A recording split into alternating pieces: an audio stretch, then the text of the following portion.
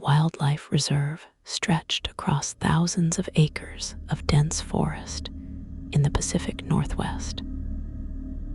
It was a place where ancient trees grew so thick that sunlight barely touched the forest floor. Even at midday, Marcus had taken the job as a night shift camera monitor 3 months ago, and he thought he understood what he was getting into. The pay was good, better than anything else he could find with just a high school diploma and some tech skills. The job seemed simple enough. Sit in a monitoring station deep in the reserve. Watch the feeds from dozens of cameras scattered throughout the forest, and log any significant wildlife activity. But on his first night, his supervisor had given him a worn notebook with a list of rules. Marcus remembered that first briefing clearly. His supervisor, an older man named Gerald with deep lines etched into his face, had placed the notebook on the desk with a heavy thud. The notebook was old, its pages yellowed and dog-eared from years of use. Gerald had opened it to the first page and slid it across to Marcus without a word. The rules were handwritten in neat block letters, as if someone had painstakingly copied them over and over again. Rule 1 was simple. If you see something on camera 12 between the hours of 2 and 4 in the morning, do not watch it. Switch to a different camera immediately. Marcus had laughed nervously when he read it, assuming it was some kind of hazing ritual for new employees. But Gerald had not smiled. He had just stared at Marcus with eyes that looked far older than the rest of him, and told him that every rule in that notebook was written because someone had learned the hard way. Then Gerald had left, and Marcus had been alone in the monitoring station with 36 camera feeds and a growing sense of unease. For the first 2 weeks, Marcus had seen nothing unusual. The cameras showed exactly what one would expect from a wildlife reserve. Deer moving through clearings in the early evening. Owls hunting in the darkness. The occasional black bear lumbering past a camera, its eyes reflecting the infrared light in ghostly white orbs. Marcus had started to relax, convincing himself that the rules were just an elaborate joke, or perhaps a way to keep bored night shift workers alert and engaged. Camera 12 was positioned deep in the old growth section of the reserve, where the trees were hundreds of years old and grew so close together that the forest became a maze of massive trunks and twisted roots. The camera was mounted on one of these ancient trees, pointing toward a small clearing that was barely visible through the undergrowth. For those first 2 weeks, Camera 12 had shown nothing but darkness and the occasional flutter of movement that could have been an owl or a bat. Then came the night that Marcus first understood the rules were not a joke.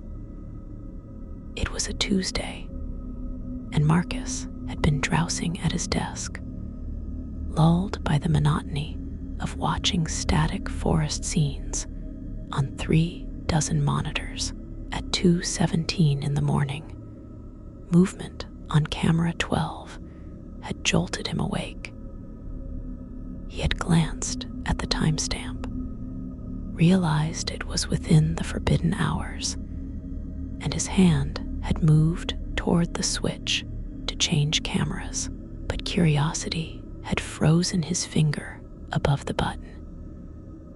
In the clearing visible on camera 12, something was moving. At first, Marcus thought it was a person, but the proportions were wrong, too tall, too thin, with limbs that seemed to bend at angles that human joints could not accommodate. The figure moved across the clearing with a strange, jerking gait, as if it was learning how to walk for the first time. Marcus felt his breath catch in his throat. His rational mind screamed at him to switch cameras, to follow the rule, but he could not look away. The figure stopped in the center of the clearing and turned directly toward the camera. Marcus would never forget what he saw in that moment. The face, if it could be called a face, was a smooth expanse of pale skin with features that seemed to shift and rearrange themselves. Where eyes should have been, there were hollow indentations that seemed to draw in light rather than reflect it. The thing opened what might have been a mouth, impossibly wide, revealing darkness within darkness.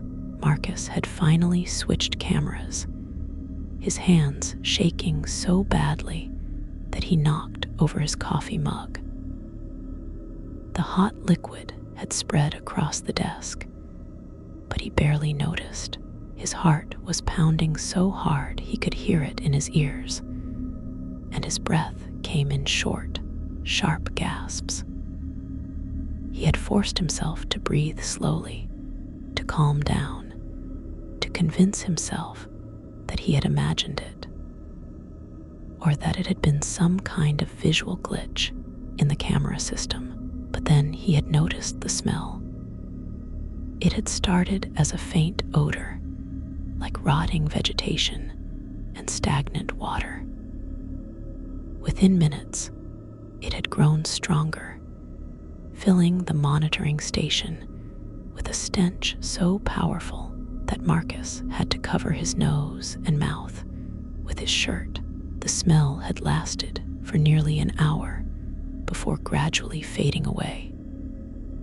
And during that entire time, Marcus had kept his eyes locked on any camera except camera 12.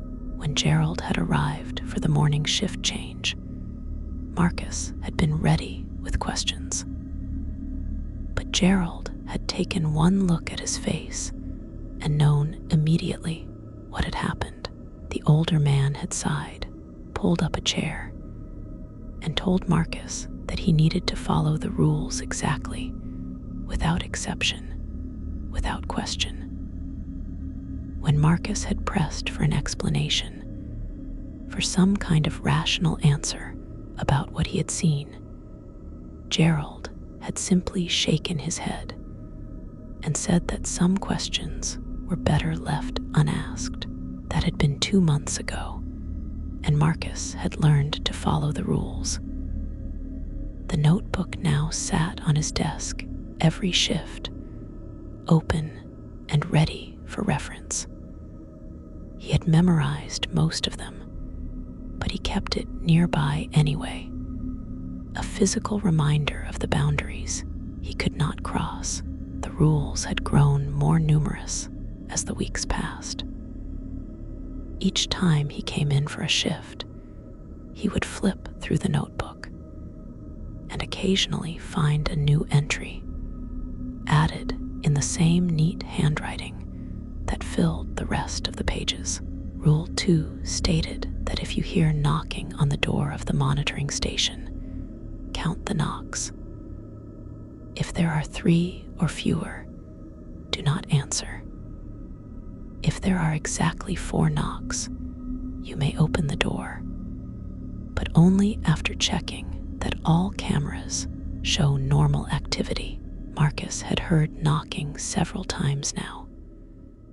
The first time, There had been 2 knocks, slow and deliberate, like someone rapping their knuckles against wood with great care. He had frozen at his desk, staring at the door, fighting the urge to call out and ask who was there. The knocking had repeated 3 more times over the course of an hour.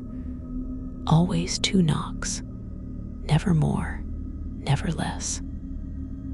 Marcus had not answered, and eventually the knocking had stopped. The monitoring station itself was a small building, roughly the size of a single wide trailer, that had been constructed in a clearing about 5 miles into the reserve. It was accessible only by a dirt road that was barely more than 2 tire tracks through the undergrowth. The building had no windows, which Marcus had initially thought was a design flaw, but now understood was intentional. Inside, the station was divided into 2 rooms. The larger room contained the monitoring equipment, a desk, a chair, and a small kitchenette. The smaller room was a bathroom with a toilet and sink. The walls were painted a dull beige, and the fluorescent lights overhead hummed constantly, a sound that Marcus had learned to tune out. Rule 3 was more specific than the others. Between the hours of 11 at night and sunrise, do not leave the monitoring station for any reason. If you hear sounds outside, do not investigate. If you hear voices calling your name, do not respond. Marcus had tested this rule once early on, before he truly understood. He had needed to move his car, which he had parked poorly at the start of his shift, and had stepped outside at around midnight to reposition it. The forest at night was a different world from the forest during the day. The darkness was absolute, broken only by the weak light spilling from the open door of the monitoring station. Marcus had taken 3 steps toward his car when he heard the voices. They had come from the tree line, multiple voices overlapping, all calling his name in a sing-song chorus that made his skin crawl. The voices had sounded almost human, but with an underlying quality that was fundamentally wrong, like a recording played backwards or at the wrong speed. Marcus had run back inside and slammed the door, throwing the deadbolt with shaking hands. The voices had continued for several minutes, growing louder and more insistent before finally fading into silence. Since that night, he had never left the monitoring station during his shift. No matter what he heard outside, he had learned to pack everything he might need for the night, and to ignore any sounds that came from beyond the walls. Rule 4 concerned Camera 23, which was positioned near an old service road in the northern section of the reserve. If you see vehicle headlights on Camera 23, note the time and direction of travel in the logbook. Do not watch the vehicle. Do not try to identify the make or model. Do not attempt to see who is driving. Switch to a different camera immediately after logging the information. Marcus had seen headlights on Camera 23 4 times now. Each time, he had dutifully logged the time and direction, then switched cameras as instructed. He had been tempted to watch, to see what kind of vehicle traveled through a closed wildlife reserve in the middle of the night. But the rules had been clear. The log book was separate from the rule notebook. It was a large ledger with columns for date, time, camera number, and observations.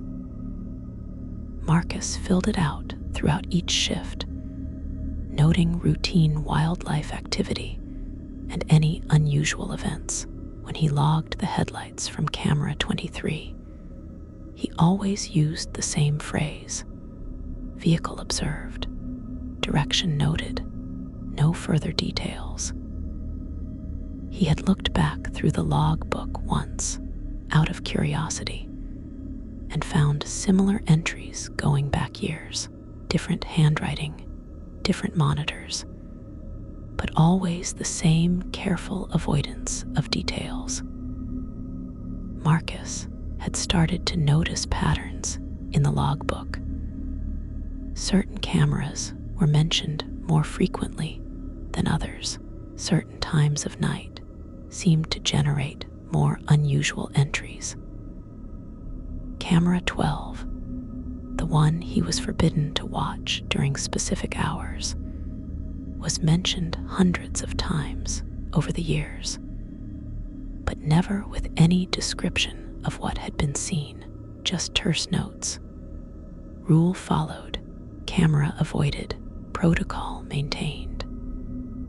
It was as if generations of monitors had all seen something on camera 12 and had all chosen to say nothing about it.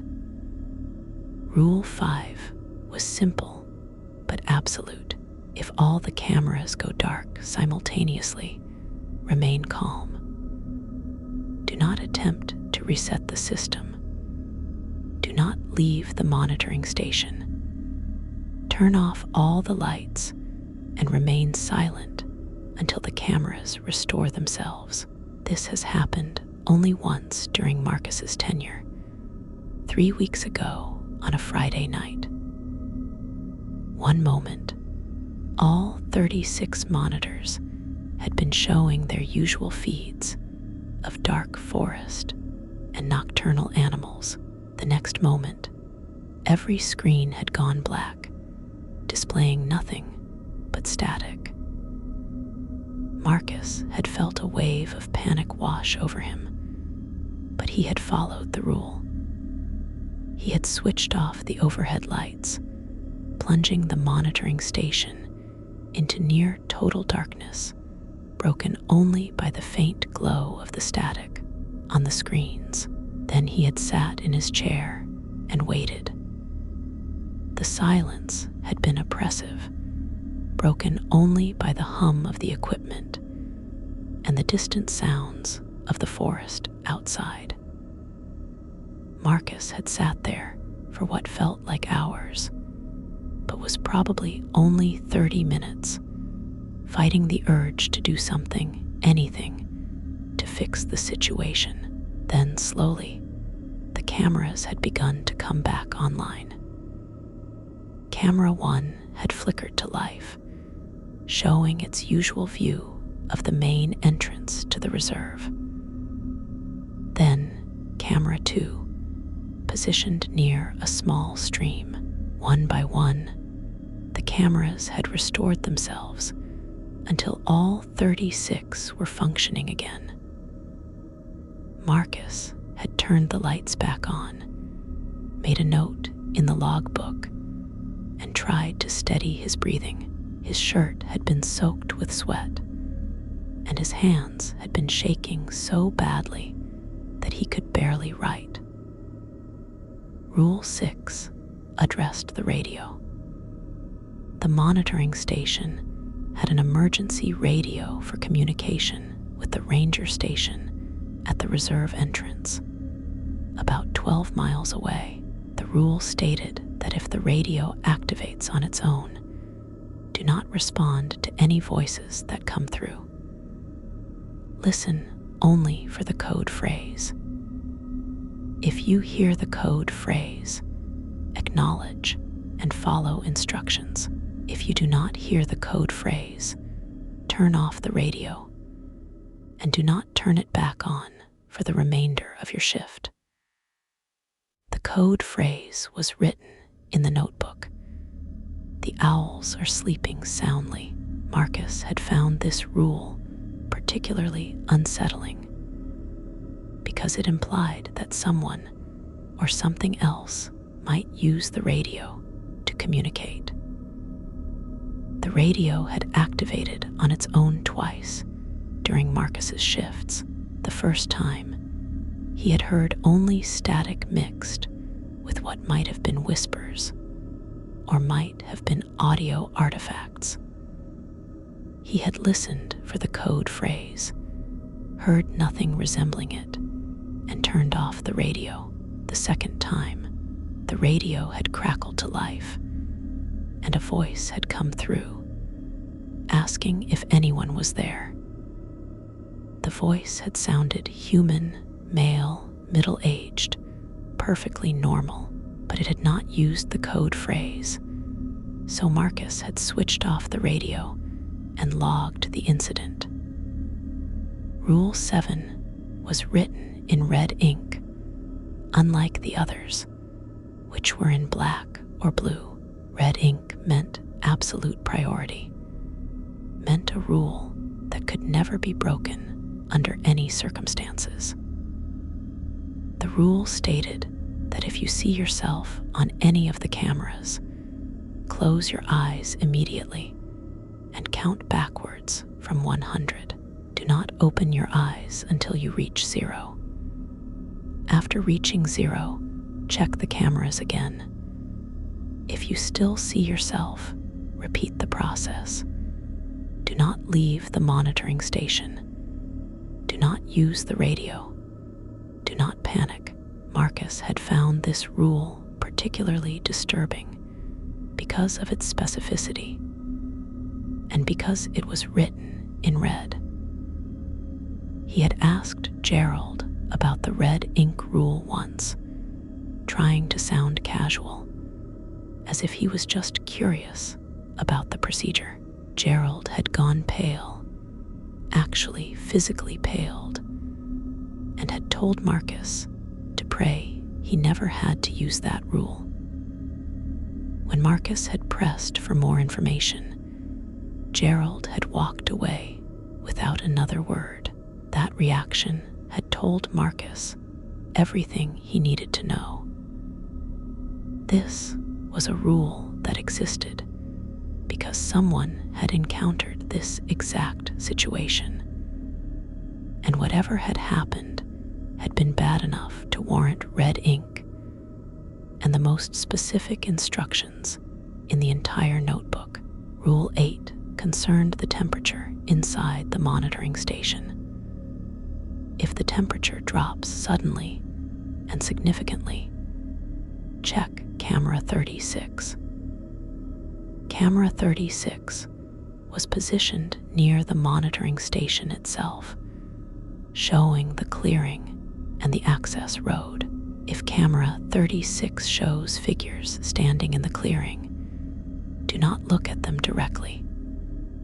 Note their number and position in the log book without watching them. The temperature will return to normal once they leave. Do not attempt to photograph or record them. Marcus had experienced this phenomenon once. The monitoring station was climate controlled, maintaining a steady temperature year-round, but one night in early October, the temperature had plummeted so quickly that Marcus could see his breath misting in the air. He had immediately checked camera 36 and had seen them, 7 figures, standing in a rough circle around the monitoring station. They were tall and dark, silhouettes against the slightly lighter darkness of the forest. Marcus had counted them, noted their positions using clock positions in the logbook, and had carefully avoided looking at the screen directly. The temperature had remained low for nearly 2 hours. Marcus had put on his jacket and had focused on the other cameras, monitoring the rest of the reserve while studiously ignoring camera 36 in his peripheral vision. Eventually, when he had allowed himself a quick glance at the screen, the figures had been gone and the temperature had begun to rise. Within 20 minutes, the monitoring station had returned to its normal, comfortable temperature, and Marcus had made his final notes in the logbook. Rule 9 addressed sounds inside the monitoring station. If you hear footsteps in the bathroom when you are alone, do not investigate. Continue with your duties. The footsteps will stop on their own. If you hear scratching sounds in the walls, increase the volume on the camera feeds. The white noise will help. If you hear breathing that is not your own, remain calm and avoid making direct eye contact with any reflective surfaces until the breathing stops. Marcus had heard all of these sounds at various times and had followed the protocols exactly. The footsteps in the bathroom had been the most unnerving. They had started suddenly one night. The clear sound of someone walking back and forth on the tile floor. Marcus had frozen at his desk, staring at the bathroom door, which was closed. The footsteps had continued for several minutes, pacing, as if someone was walking the length of the small room over and over. Then they had stopped as abruptly as they had begun. Marcus had waited for 20 minutes before he had needed to use the bathroom himself. When he had finally opened the door, the bathroom had been empty, with no sign that anyone had been inside. Rule 10 was practical. Keep the logbook current. Make entries in real time. Do not wait until the end of your shift to fill in observations. If something happens to you, the logbook may be the only record. Marcus took this rule seriously, making entries throughout each shift, noting even minor occurrences. He had started to develop his own shorthand, codes for common observations. Deer became D, bears became B, unusual sounds became US, rule followed became RF. The logbook had become a chronicle of his nights in the forest, a record of everything he witnessed and everything he carefully avoided witnessing. Rule 11 stated that if you receive a phone call on the landline in the monitoring station, answer it on the third ring. Listen carefully to what is said. If the caller asks you to leave the monitoring station, decline politely and hang up. If the caller asks you what you can see, describe only the view from camera 1. Do not describe any other cameras. If the caller asks for your name, give only your first name. Do not provide any additional personal information. Marcus had received 3 calls during his time at the reserve. All 3 had followed strange patterns.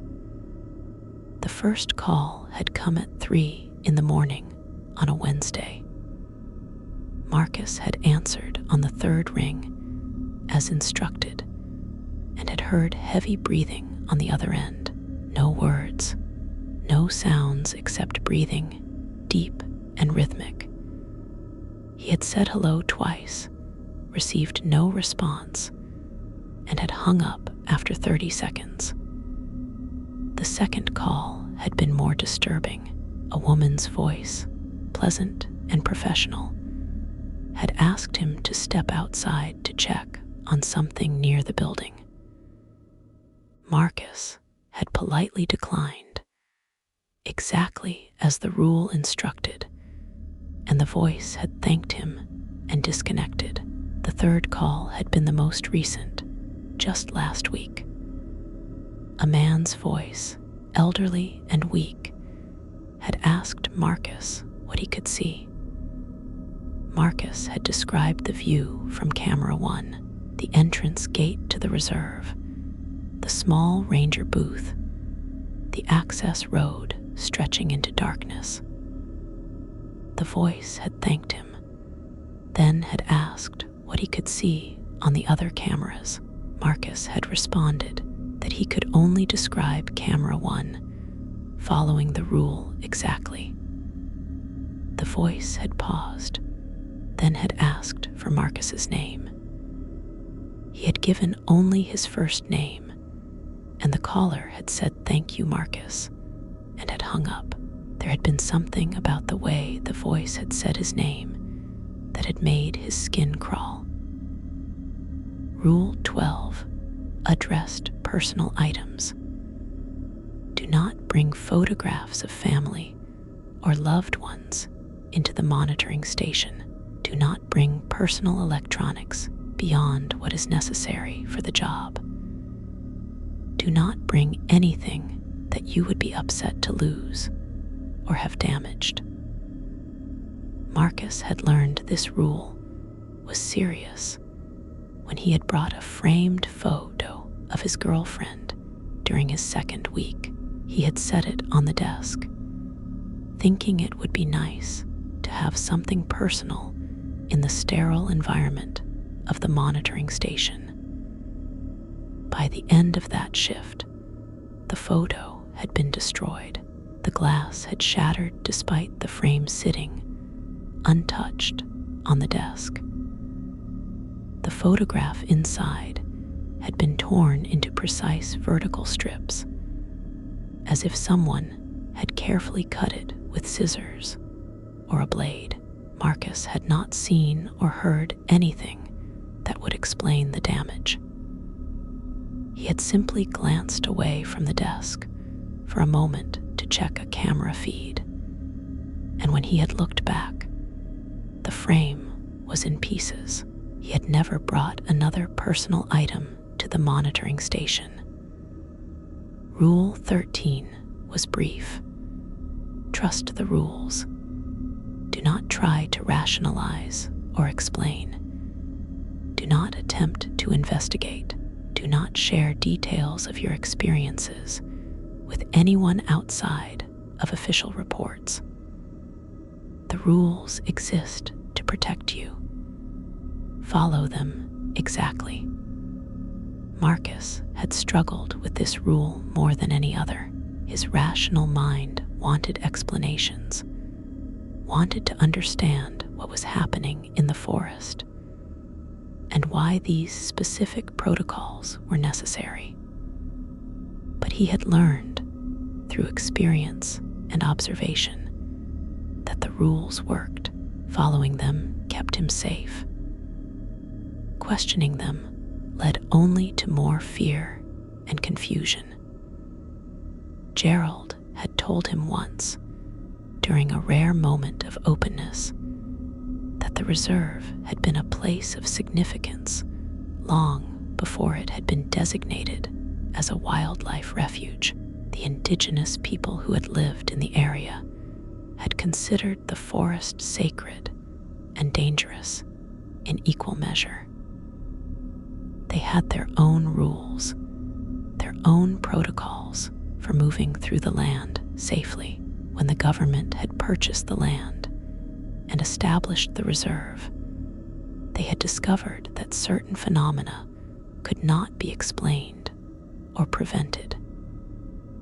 So they had created rules based on observation and hard-learned experience to manage what could not be understood. Rule 14 concerned the monitors themselves.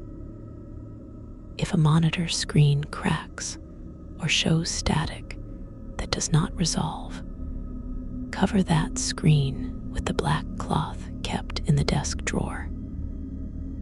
Do not attempt to repair or replace the monitor during your shift. Log the camera number and continue monitoring from the remaining screens. Report the issue at shift change. Marcus had used this rule once when monitor 19 had developed a crack running diagonally across the screen. The crack had appeared spontaneously, with a sharp sound like a gunshot, making Marcus jump in his chair.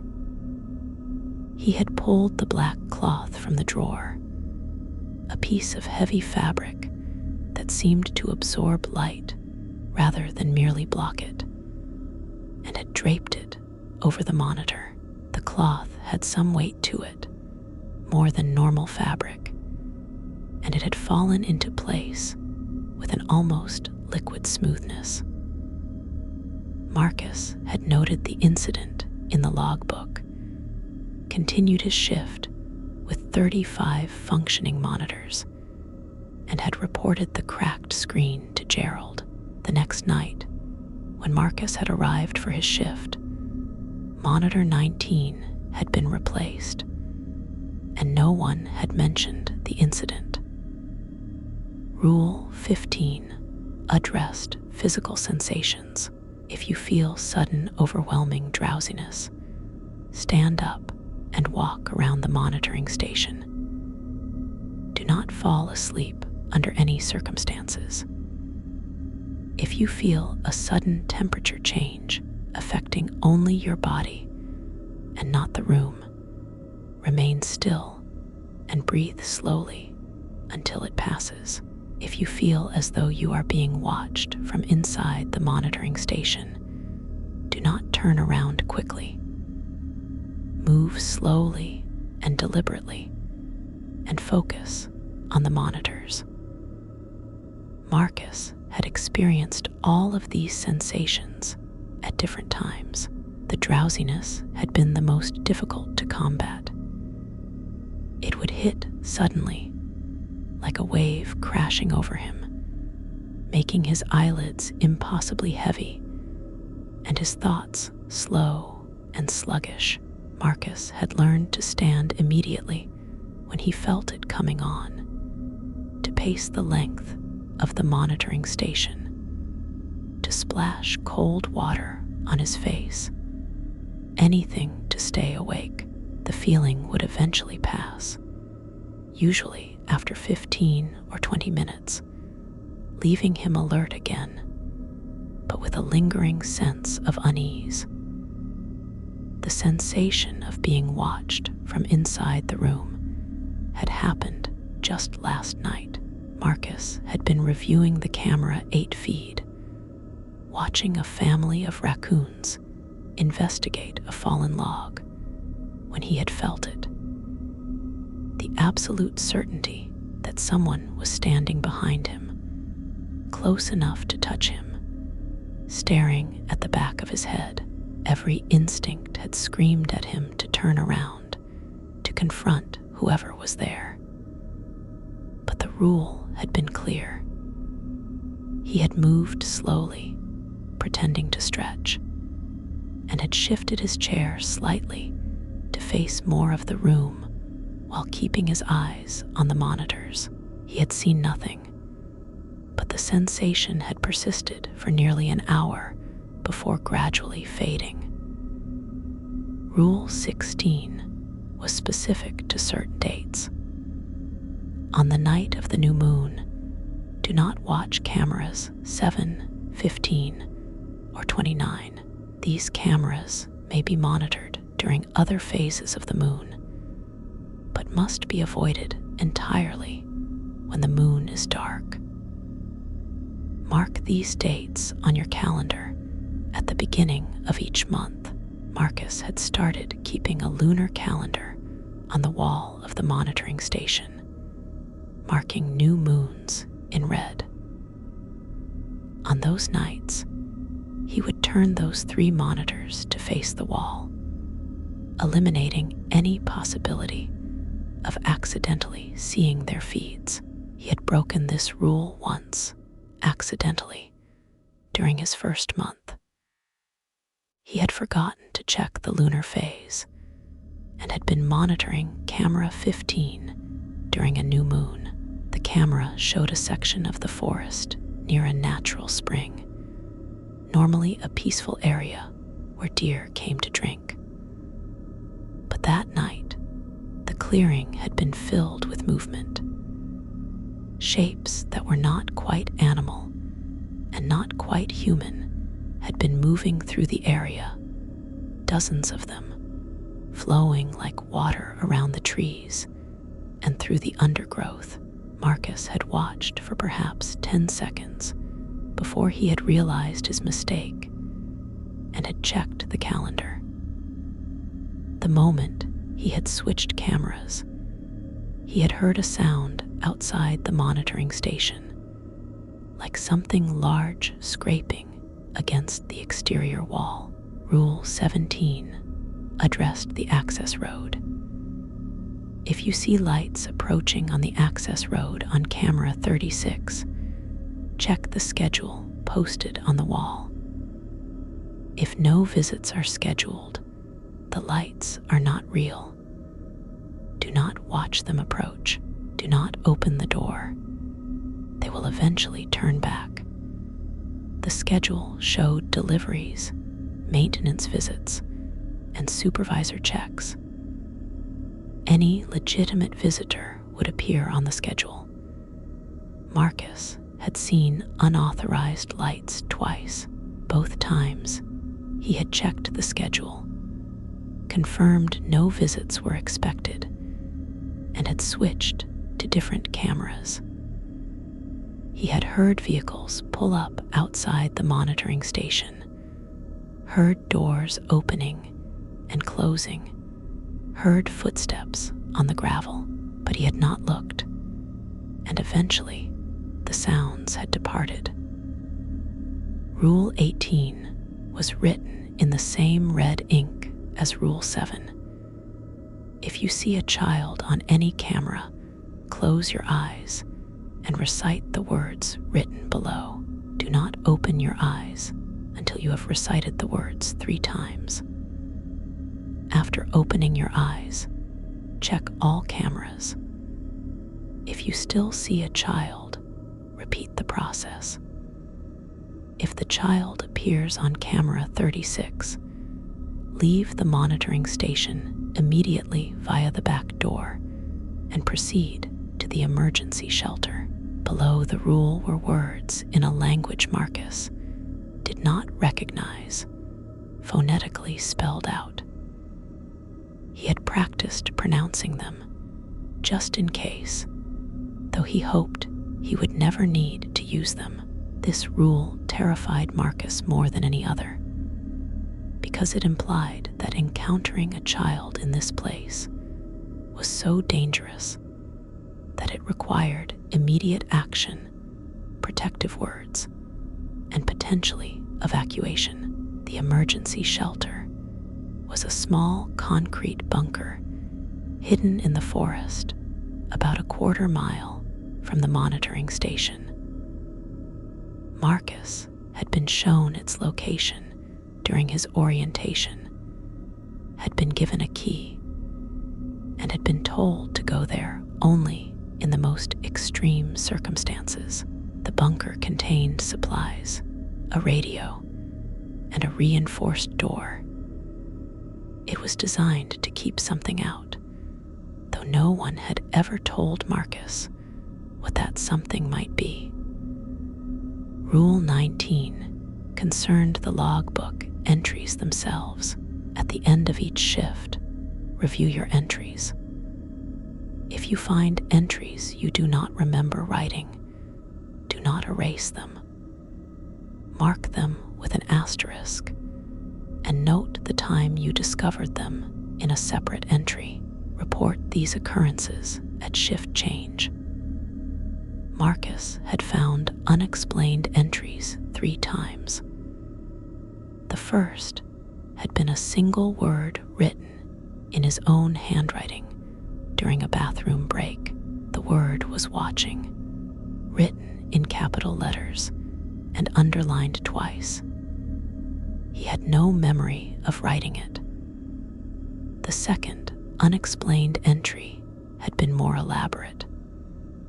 During a shift in late September, Marcus had found a detailed description of activity on camera 22, complete with timestamps and observations. The handwriting was his, but he had no recollection of watching that camera during those times. According to the entry, he had observed a group of 7 deer standing in a perfect circle, motionless, for over an hour. He had marked the entry with an asterisk and had mentioned it to Gerald, who had simply nodded and told him to continue following protocols. The third, unexplained entry had been the most disturbing. Marcus had found it just last week. In his handwriting, in the middle of a page of routine observations, was a detailed description of something he prayed he had never actually seen. The entry described a figure approaching the monitoring station on camera 36, a figure that walked on 4 legs but had a human torso and head. The description was clinical, detailed, noting the unnatural way the joints bent and the unusual length of the limbs. Marcus had no memory of this at all, and when he had checked back through the camera data for that night, he had found nothing unusual on camera 36 during the time noted in the entry. Rule 20 addressed communication with day shift monitors. Share only necessary operational information. Do not discuss experiences or observations beyond what is required for continuity. Do not ask the day shift monitors if they experience similar phenomena. The day and night shifts exist in different realities, and mixing these realities can have consequences. Marcus had tried to follow this rule, but he had noticed that the day shift monitor, a woman named Sarah, seemed exhausted every time he saw her. She had the same haunted look around her eyes that Marcus saw in his own reflection. Once, Marcus had tried to ask her if she experienced anything unusual during her shifts. Sarah had gone very still, stared at him for a long moment, and had simply shaken her head. She had then reminded him, very quietly, about Rule 20. Marcus had apologized and had never brought it up again. But he wondered what happened in the monitoring station during the day, what rules Sarah had to follow, what she saw on those 36 screens when the sun was shining and the forest should have been safe and normal. Rule 21 stated that if you notice that time has jumped forward with no memory of the interval, check the logbook. If you have made entries during the missing time, read them carefully. If the entries describe normal activity, continue your shift. If the entries describe anything unusual, call the emergency number and wait for instructions. Do not attempt to leave the monitoring station. Marcus had experienced missing time twice. The first time, he had looked at the clock and seen 1:30 in the morning. The next moment he was aware of, the clock read 3:45. Over 2 hours had vanished. He had immediately checked the logbook and had found entries in his handwriting covering the missing time. The entries had described normal wildlife activity, routine observations, Nothing unusual. Marcus had felt deeply unsettled, but had continued his shift. The second incident of missing time had happened 3 weeks later. This time, 40 minutes had disappeared. The logbook entries for that period had been brief and had described normal activity on all cameras.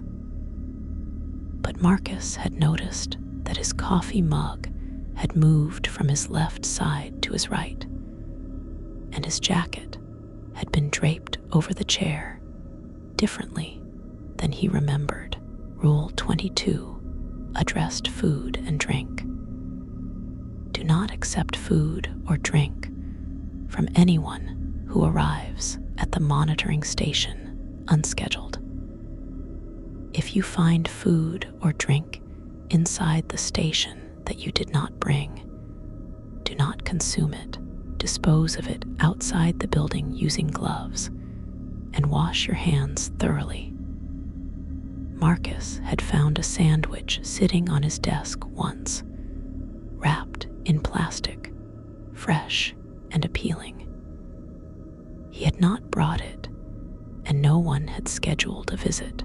He had put on the latex gloves from the first aid kit, had carried the sandwich outside, and had left it in the clearing before returning to wash his hands 3 times with hot water and soap. Rule 23 was practical and pointed. Trust your instincts. If something feels wrong, there is probably a rule that addresses it. Consult the notebook. If you cannot find a relevant rule, err on the side of caution. Report the situation at shift change. The rules cannot cover every possible situation, but they cover the most important ones. Marcus had learned to trust the cold feeling in his gut, the prickling sensation at the back of his neck, the sudden urge to look away from a monitor or avoid a certain action.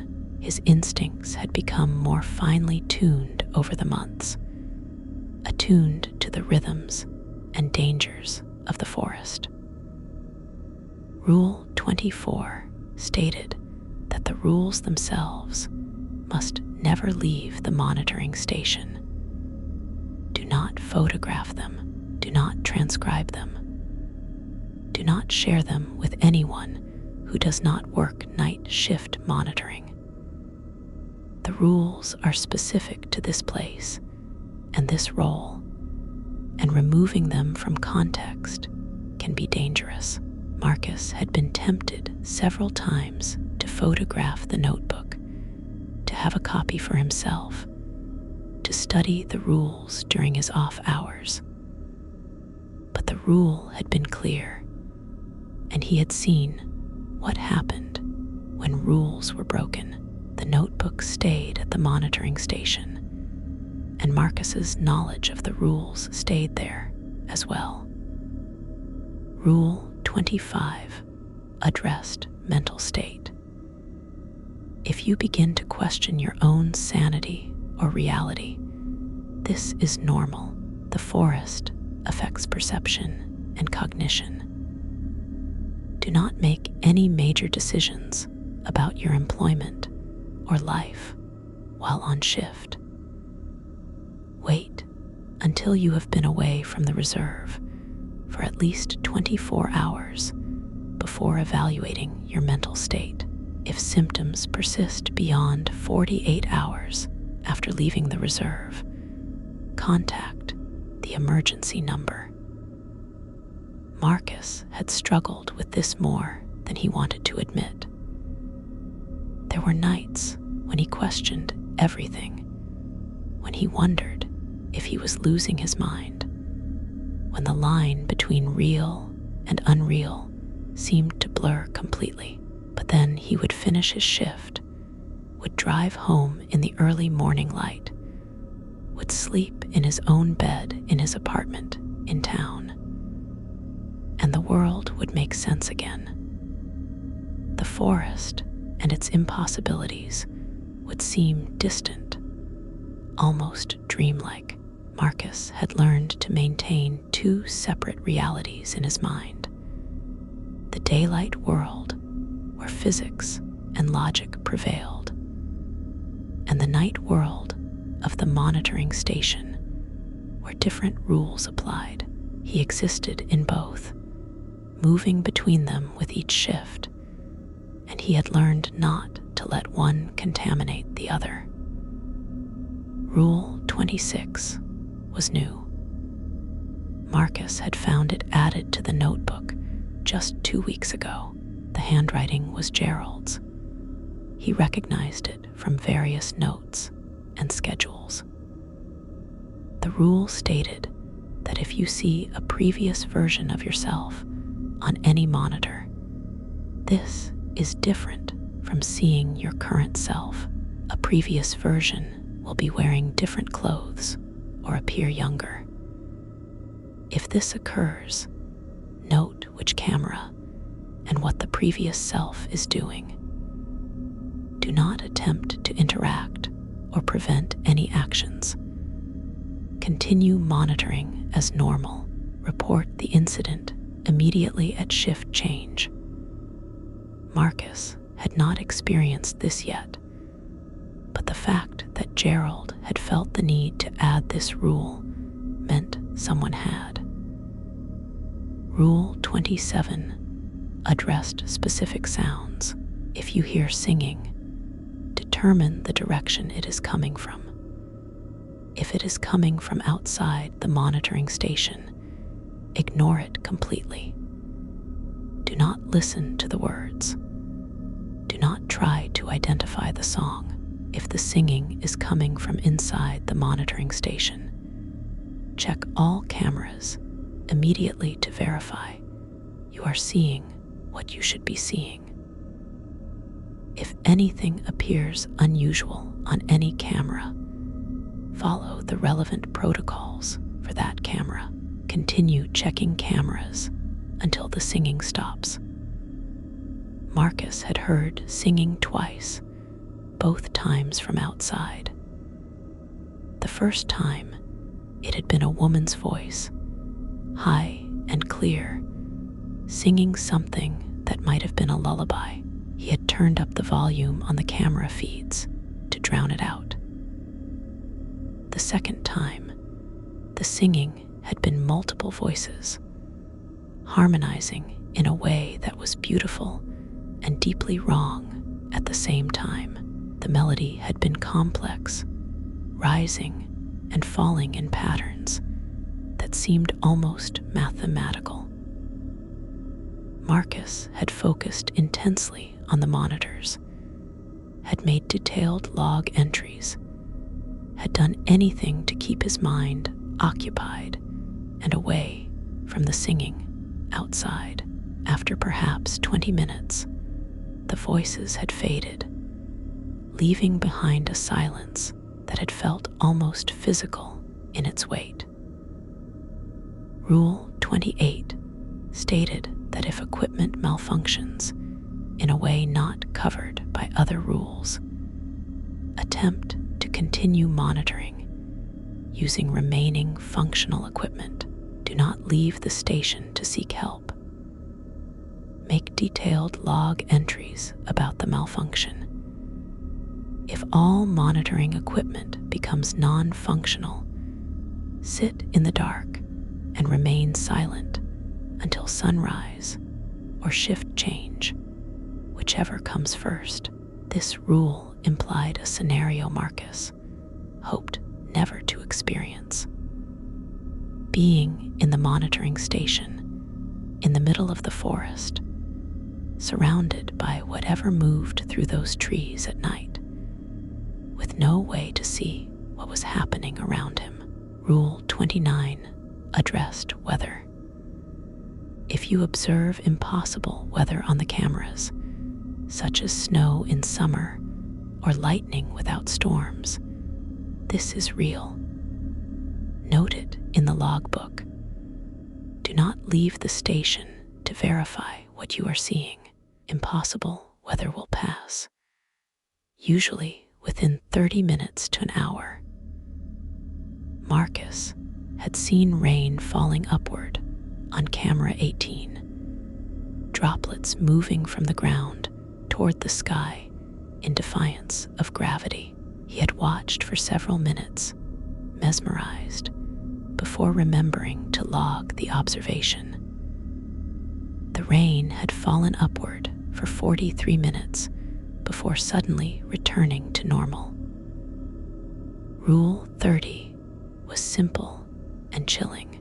The forest is alive and aware. It is not malicious, but it is not safe. It operates by rules older than human understanding. The monitoring protocols exist because we have learned some of these rules through observation and loss. Follow the protocols, complete your shifts, and accept that some things cannot and should not be explained. This rule was not really a protocol, but rather a philosophy, a framework for understanding everything else in the notebook. Marcus had come to accept this truth over his months at the monitoring station. The forest was not haunted in the traditional sense.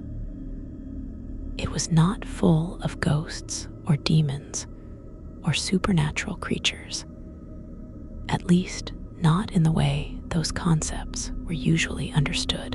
Instead, the forest was something older and stranger, a place where reality operated by different principles, where the normal laws of nature and physics were more like suggestions than absolutes.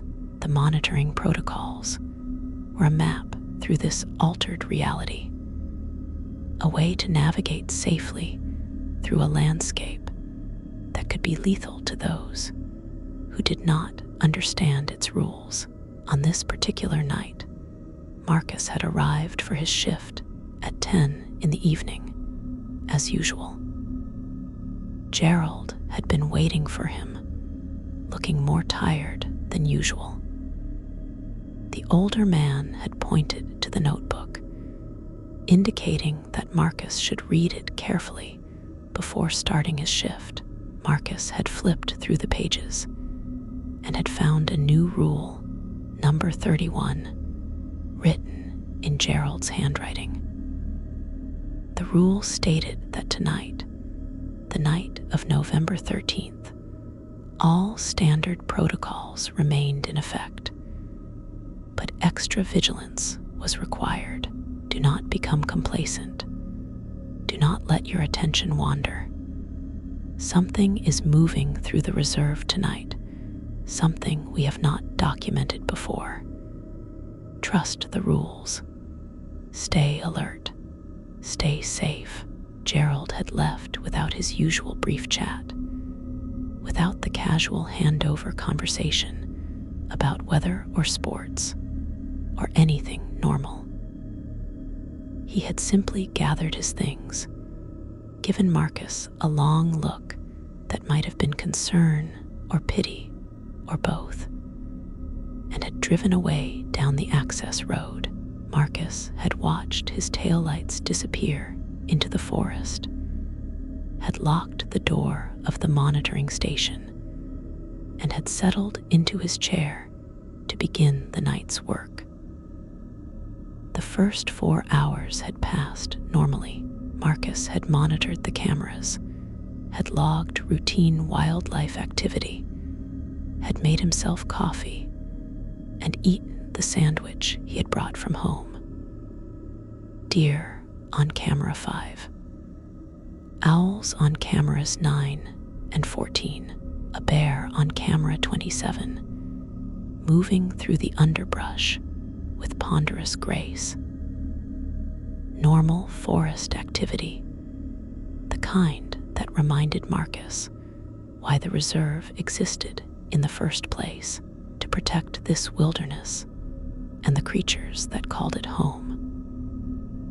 At 2 2 in the morning, Marcus had carefully avoided camera 12, switching it to a view of the monitoring station interior, as he did every night during the forbidden hours.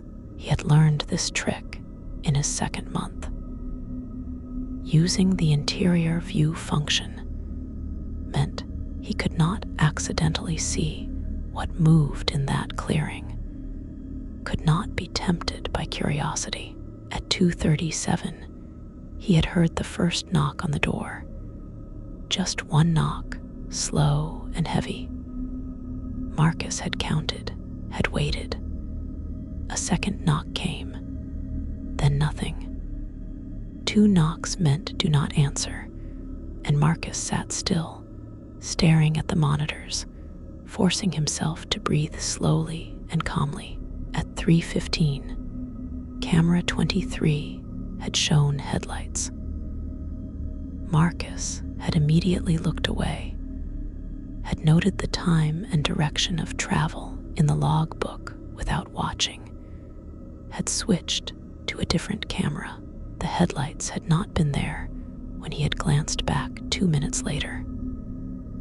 At 4:08, he had switched camera 12 back to its normal view.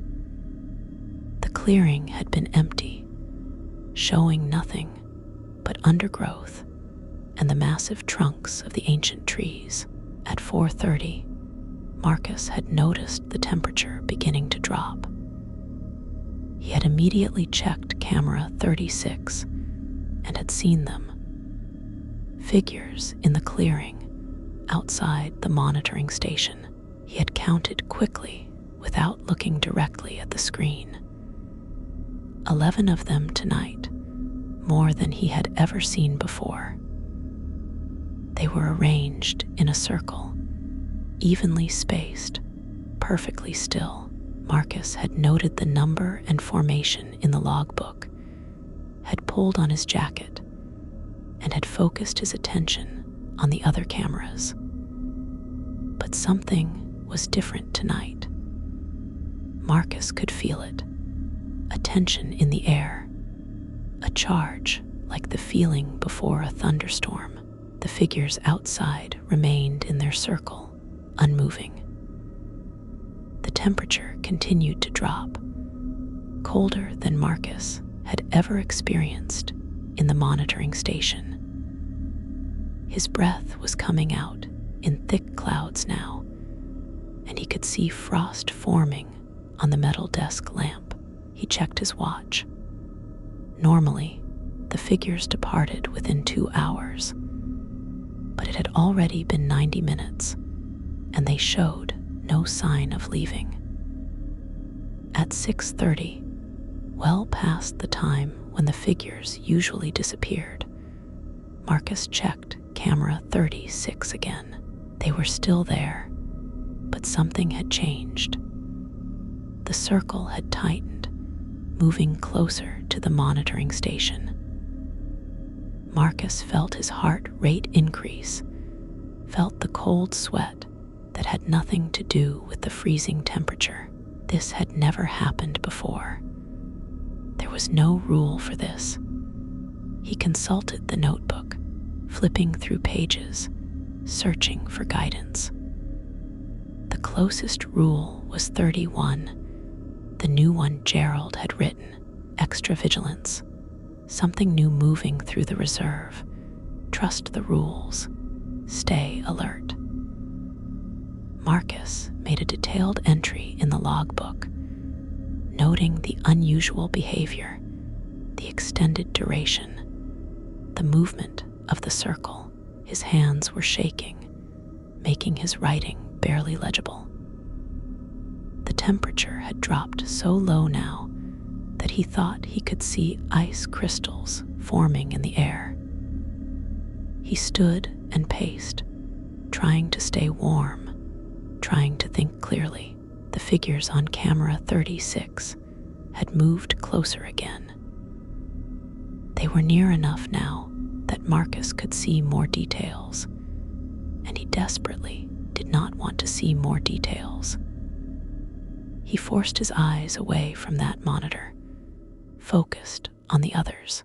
At 7:02, with dawn less than an hour away, and Gerald's arrival expected at 8, something changed. Marcus felt it before he saw it. A sudden release of pressure, like a storm passing. The temperature began to rise. He checked camera 36, keeping his gaze indirect, peripheral. The figures were gone. The clearing was empty. Marcus exhaled a long, shaky breath and made a final note in the logbook. He turned up the heat in the monitoring station, trying to drive out the lingering cold that seemed to have seeped into his bones. The last hour of his shift passed in relative normality. The sun rose, visible on the cameras as growing light filtering through the trees. Nocturnal animals returned to their dens and nests. Diurnal creatures began to stir. The forest transformed from the alien landscape of night to something that looked almost normal, almost safe. At exactly 8 in the morning, Marcus heard a vehicle approaching on the access road.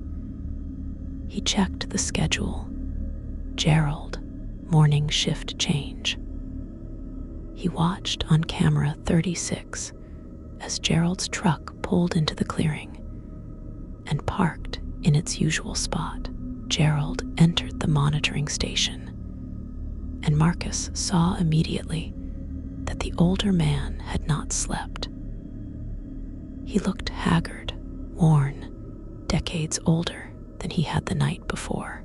Gerald glanced at the logbook, read Marcus's entries from the night, and nodded slowly.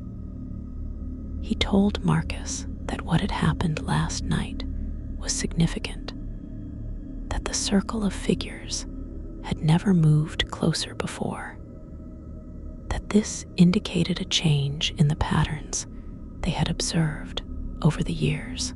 He thanked Marcus for following the protocols, for staying calm, for documenting everything.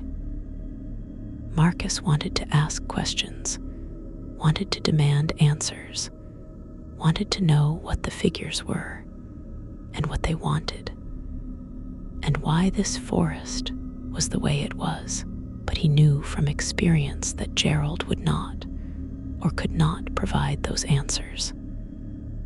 Instead, Marcus gathered his things, said goodbye, and walked out into the morning sunlight.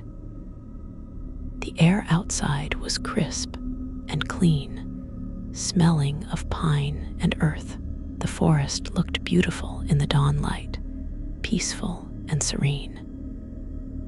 It was hard to believe that anything impossible or dangerous existed here. Marcus drove home, the 30-minute trip taking him from the deep forest back to the small town where he lived. He showered, washing away the night, trying to warm up from the cold that still lingered in his bones. He ate breakfast, went through the motions of his morning routine, trying to reconnect with the normal world, but his mind kept returning to the monitoring station, to the circle of figures, to the rules that governed his nights. He slept through the day, his curtains drawn against the sunlight. His dreams were confused and fragmentary, forests that shifted and changed, cameras that showed impossible things, notebooks filled with rules written in languages he could not read. He woke in the late afternoon, disoriented, unsure for a moment where or when he was. Then reality reasserted itself. He was in his apartment. It was evening.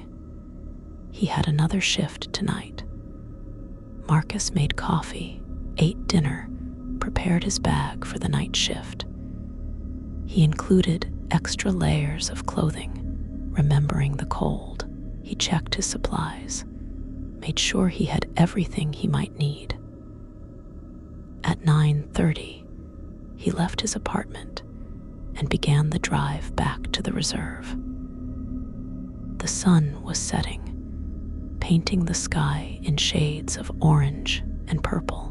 By the time he reached the access road, full darkness had fallen. Gerald was waiting for him at the monitoring station. The older man briefed him on the day shift, which had apparently been quiet and uneventful. Gerald mentioned that he had reported the previous night's unusual activity to his supervisors, whoever they were. Marcus had never met anyone higher up the chain of command than Gerald. Gerald then showed Marcus a new entry in the notebook. Rule 32, written in red ink.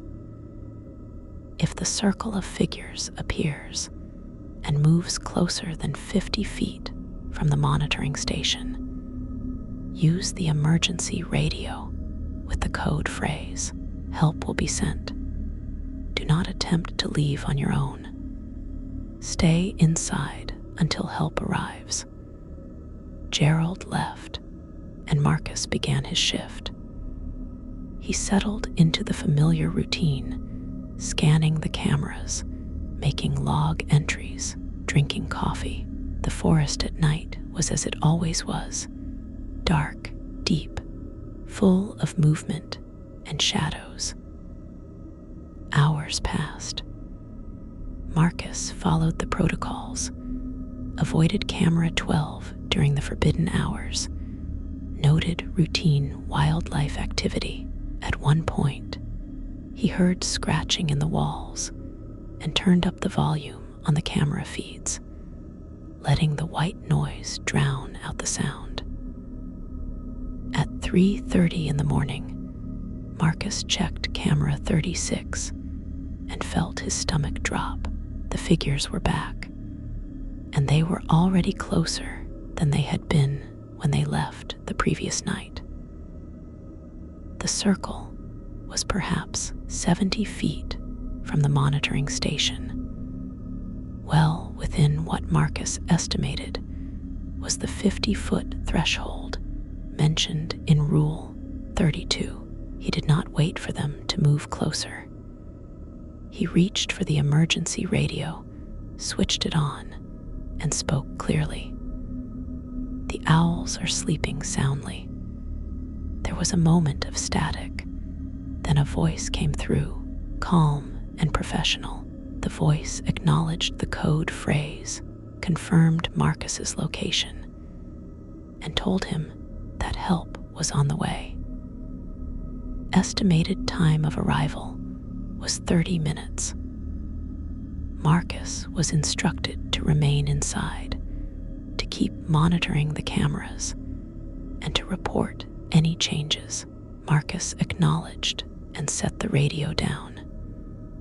His hands were remarkably steady, he noted with some surprise. He had followed the protocol, had done what the rules required, and now he just had to wait. The temperature was dropping again, rapidly. Marcus put on his jacket, then added a second layer from his bag.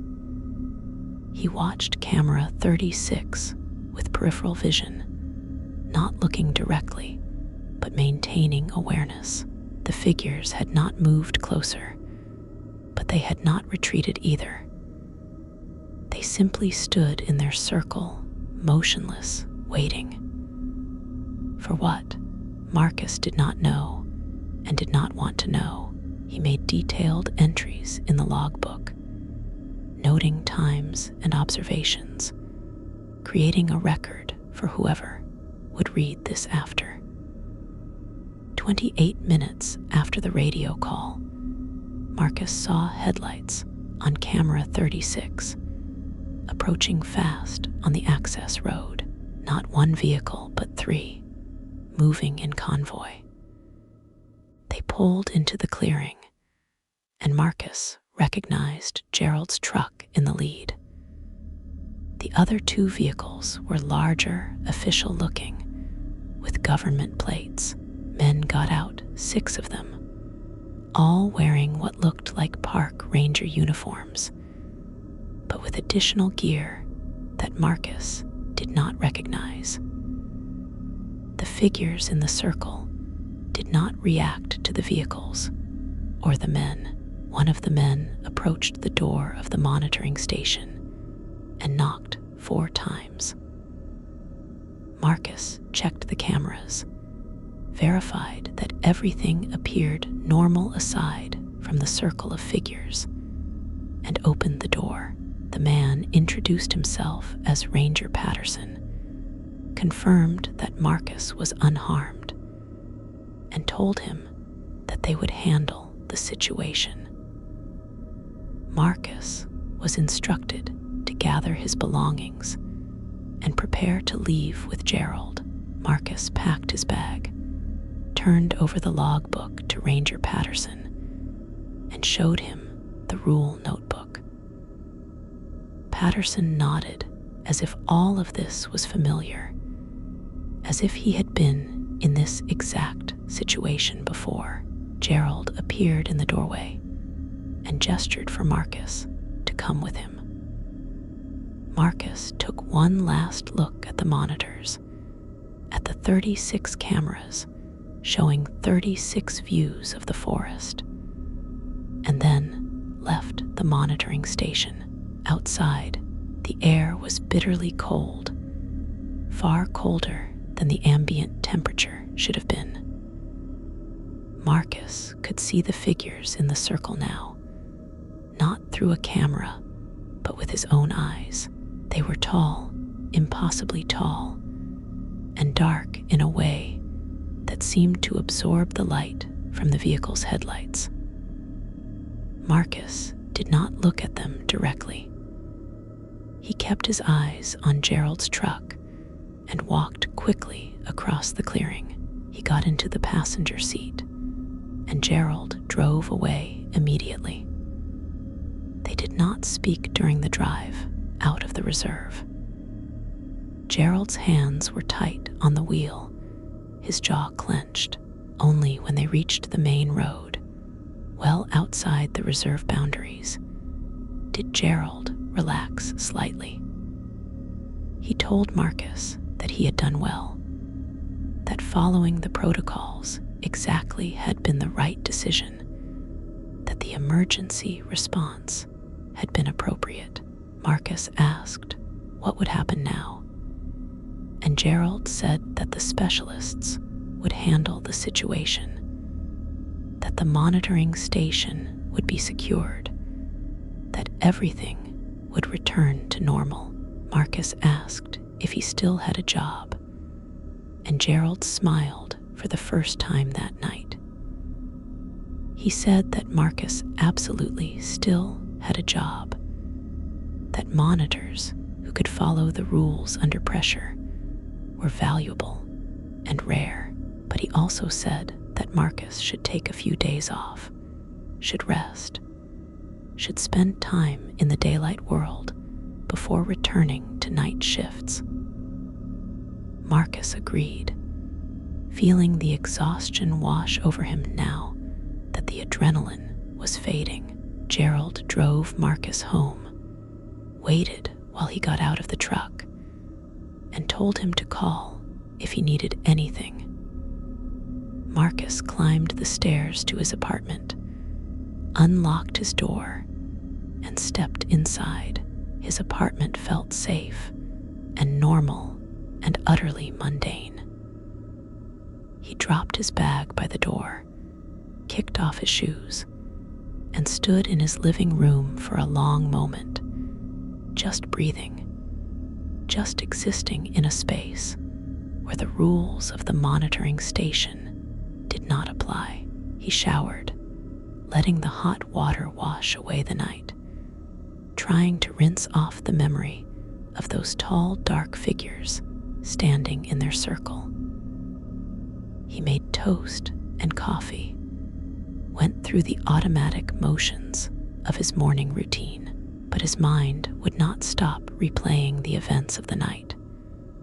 The cold, the figures moving closer, the emergency call, the convoy of vehicles arriving, the specialists in their ranger uniforms with gear he did not recognize. Marcus slept through the day, but his sleep was not restful. He dreamed of monitoring stations and circles and rules written in red ink.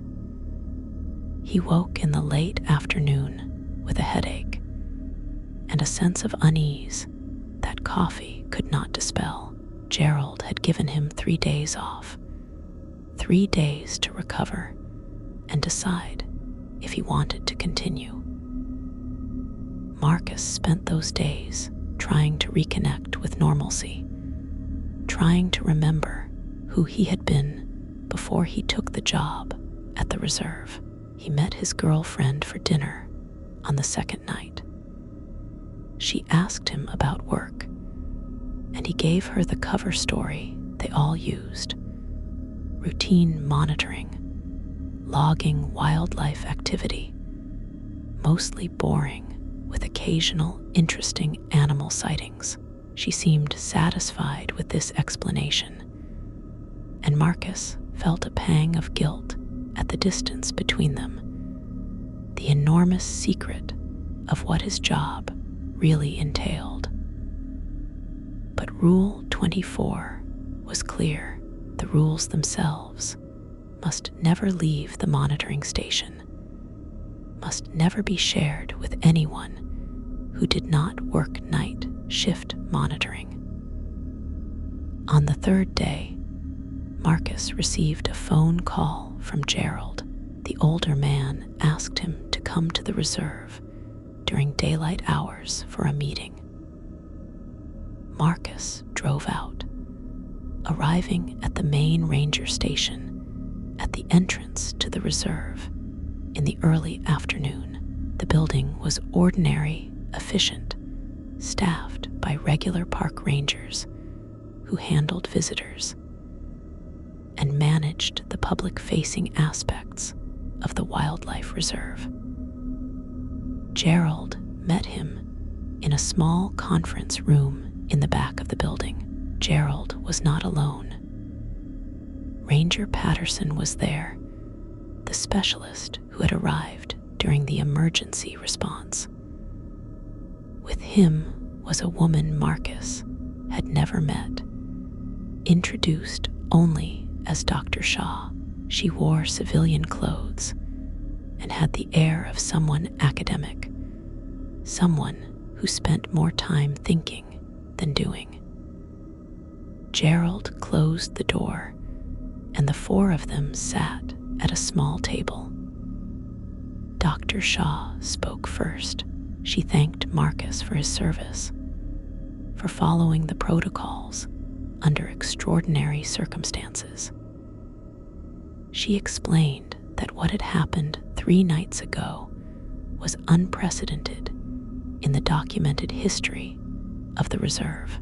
The figures had never moved that close to the monitoring station before, had never maintained their presence for that long.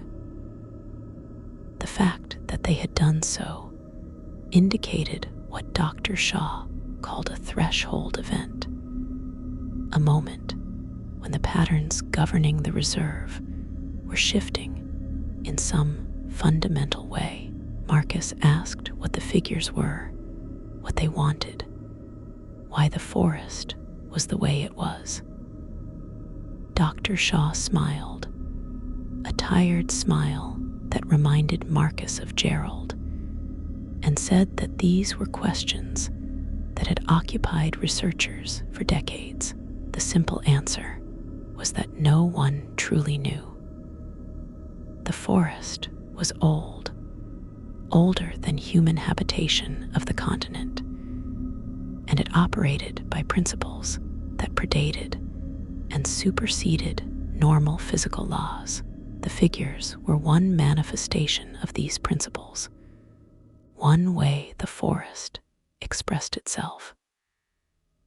Ranger Patterson added that the emergency response team had secured the monitoring station, had established a perimeter, and had maintained watch until the figures departed at dawn. Since then, the monitoring station had been operating normally. The rules still worked. The protocols still protected those who followed them. But they needed monitors who understood the gravity of the situation, who could be trusted to follow procedures without hesitation. Gerald looked at Marcus and asked him directly, did he want to continue working night shift monitoring? Marcus considered the question carefully. He thought about the terror of that night, the cold, the figures in their circle moving closer. He thought about the rules and the toll they took, the constant vigilance, the separation between his daylight life and his nighttime reality. He thought about walking away, finding a normal job, living a normal life, but he also thought about what would happen if no one monitored the cameras, if no one followed the rules, if the protocols were abandoned. The forest would not stop being what it was. The phenomena would not cease. There would simply be no one watching, no one maintaining the careful balance that the rules represented. And Marcus realized, with a clarity that surprised him, that he was good at this job. He had followed the rules under pressure, had made the right calls, had survived situations that would have broken someone less careful or less committed. Marcus told them he would continue. Gerald looked relieved. Dr. Shaw nodded approvingly. Ranger Patterson shook his hand and said that monitors like Marcus were the reason the system worked, the reason the reserve remained stable despite its anomalous nature. They discussed protocols for future emergencies, reviewed the new rules that had been added to the notebook, and confirmed that Marcus would return to his regular schedule starting the following week. As Marcus prepared to leave, Dr. Shaw pulled him aside. She told him something that the others did not usually share with monitors, something reserved for those who had proven themselves. She said that there were places like this reserve scattered across the world, places where reality was thin, where older rules applied. Each had its own monitoring systems, its own protocols, its own staff who followed procedures they did not fully understand in order to maintain safety. Marcus was now part of a larger network, a community of people who stood watch over the thin places, who maintained the boundaries between what should be and what was. Marcus drove home that evening with a strange sense of purpose. He had been given knowledge that few possessed, had been trusted with responsibility that few could handle. The next week, he returned to the monitoring station for his regular shift. Gerald briefed him, showed him that no new rules had been added to the notebook, and left him alone with the cameras and the forest. That night was quiet. Routine wildlife activity, deer and bears and owls. Marcus followed the protocols, avoided camera 12 during the forbidden hours, logged his observations in careful detail. At 4 in the morning, he made himself coffee and ate the sandwich he had brought from home. The monitoring station was warm and safe. The cameras showed a forest that looked almost normal in the infrared light. Marcus understood now that this was his role, his purpose. He was a watcher, a keeper of boundaries, a follower of rules that protected not just himself, but everyone who lived near the reserve, everyone who might wander into the forest without understanding what they were entering. The rules were not arbitrary. They were a map, carefully drawn over decades, showing the safe paths through a landscape that could be lethal to the unprepared. As dawn approached and the forest began its transformation from night to day, Marcus made his final log entries for the shift. He noted the weather, the temperature, the routine observations of nocturnal animals returning to rest. He checked each camera one final time, verifying that all systems were functioning, that the monitoring equipment was ready for the day shift. At exactly 8 in the morning, he heard Gerald's truck approaching on the access road. They exchanged their brief morning pleasantries, the casual handover that marked the boundary between night and day.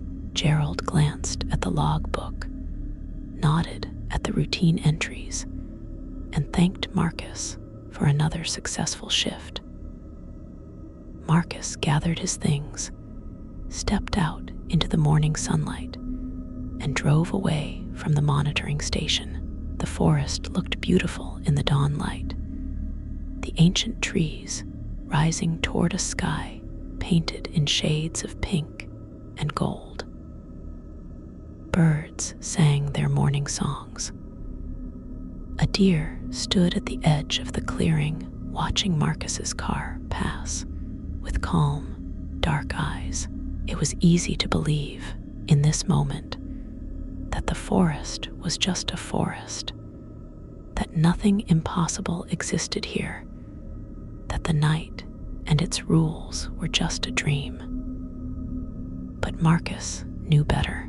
He had seen what moved in the darkness, had felt the presence of something vast and strange, had learned the protocols that allowed humans to exist in a place that operated by inhuman principles. He would return tonight, and the night after, and the night after that. He would sit at the desk in the monitoring station, would watch the 36 cameras, would follow the rules written in the worn notebook. This was his job now, his calling, his responsibility. He was a monitor of cameras in a deep forest wildlife reserve, and there were rules about what he must not watch. He would follow those rules, would maintain the boundaries, would stand watch through the long hours of darkness. The forest would continue to be what it was, ancient and aware, and fundamentally other, and Marcus would continue to observe it carefully from behind the safety of protocols written in the blood and experience of those who had come before. He drove home through the early morning, the town still sleeping, the world still wrapped in the peace of dawn. He would rest during the day, would live his normal life, would maintain the separation between his two realities. And when night fell again, he would return to the monitoring station, to the cameras, to the rules that kept him safe, because some places in the world are not meant for humans, not truly. But they must be watched nonetheless, monitored and documented, carefully navigated. And there are people, rare people, who can do this work, who can exist in the space between the normal and the impossible, who can follow rules without needing to understand them completely. Marcus was one of those people now. He had been tested and had proven himself. He had looked into the darkness and had looked away at the right moments. He had counted knocks on doors and had not answered when he should not answer. He had seen figures in clearings and had documented them without trying to comprehend them. He had followed the rules, and the rules had kept him alive. The monitoring station would be there tonight, waiting for him. The cameras would show their 36 views of the forest. The notebook would be on the desk, open to the page of rules, ready for reference. And Marcus would take his seat, would begin his shift, would watch and log, and carefully avoid watching certain things at certain times. This was the rhythm of his life now, the pattern he had accepted. Night and day, darkness and light, the impossible and the mundane. He existed in both worlds, moving between them with each shift, carrying the knowledge of the rules, but speaking of them to no one. He was a guardian of boundaries, a keeper of protocols, a watcher in the night. And in the deep forest of the wildlife reserve, the cameras would continue recording. The phenomena would continue manifesting, and the rules would continue protecting those wise enough to follow them. The forest was alive and aware, operating by principles older than human understanding. But it could be navigated carefully by those who respected its nature and followed the map that generations of monitors had created through observation and sacrifice. Marcus understood this now, accepted it, embraced it. He had found his place in the world, strange as that place was. He had found his purpose, watching over a forest that should not exist, but did, following rules that should not work, but did, maintaining a balance that should not be necessary, but was. The sun rose higher, burning away the last traces of dawn, bringing the full light of day. Marcus arrived at his apartment, parked his car, and climbed the stairs to his door. Inside, he would sleep and dream and rest, and tonight, when darkness fell and the forest became something other than itself, he would return to his post, because someone had to watch. Someone had to follow the rules. Someone had to stand in that monitoring station in the heart of the deep forest and bear witness to the impossible while carefully, deliberately, not looking at certain things at certain times. That someone was Marcus. And he would continue, night after night, following the rules, watching the cameras, maintaining the boundary between the world as it should be and the world as it actually was. This was his story, his job, his life, and he would carry it forward, one shift at a time, one rule at a time, one careful observation at a time. The forest waited. The cameras watched. The rules endured. And Marcus, monitor of cameras in a deep forest wildlife reserve, would be there tonight, and every night after, doing the work that few understood and fewer could perform. This was his reality now, and he had made his peace with it. the story of Marcus and the monitoring station continued night after night in the deep forest where ancient rules applied, and modern humans learned to navigate by protocols they could not fully comprehend. And somewhere in a worn notebook, in handwriting accumulated over decades, the rules remained, waiting to guide the next monitor and the next through the darkness and into the dawn.